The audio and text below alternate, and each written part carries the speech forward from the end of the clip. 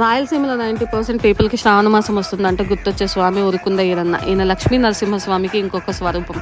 ఆయన కన్నా ఈయన ఇంకొంచెం కోపం ఎక్కువే. రాయలసీమ వాళ్ళు మాత్రమే కాకుండా కర్ణాటక బోర్డర్లో ఉండే వాళ్ళు కూడా చాలా మంది వచ్చి ఆయన దర్శించుకొని ఉంటారు. ఈయన ఒక్కసారి మనం ఈయన నమ్మడం మొదలు పెట్టామా, ఆయన వచ్చి మన ఇంట్లో కూర్చుంటారు.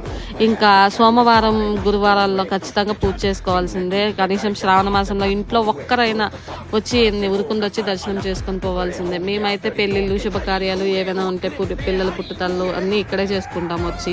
తర్వాత ఇక్కడ గుంపులుగా కనిపిస్తుంది జనాలు దూర భారాల నుంచి వచ్చి ఇక్కడే వంటకు ఏర్పాటు చేసుకొని నైవేద్యం చేసుకొని స్వామికి సమర్పించుకొని దర్శనం చేసుకొని పోతూ ఉంటారు. ఇక్కడ ఫుల్ వీడియో చేయాలంది, అనుకున్న నాలెడ్జ్తో చేయడం ఎందుకు, దట్టు శ్రావణ మాసం నించొని మొక్కుకోనికే చోటు ఉండదు ఇక్కడ. ఇంకా ఫుల్ వీడియో అంటే దేవుడు ఎరుక. ఇక్కడ చూపిస్తున్న చెట్టు కింద స్వామి వెళ్తారు. ఏమైనా తేడా వస్తే స్వామితో మామూలుగా ఉండదు, పాములా కనిపిస్తూ ఉంటారంటారు. మీరెవరైనా ఈ టెంపుల్ విజిట్ చేస్తే ఖచ్చితంగా కామెంట్ చేయండి. ఓం లక్ష్మీ నరసింహాయ నమః.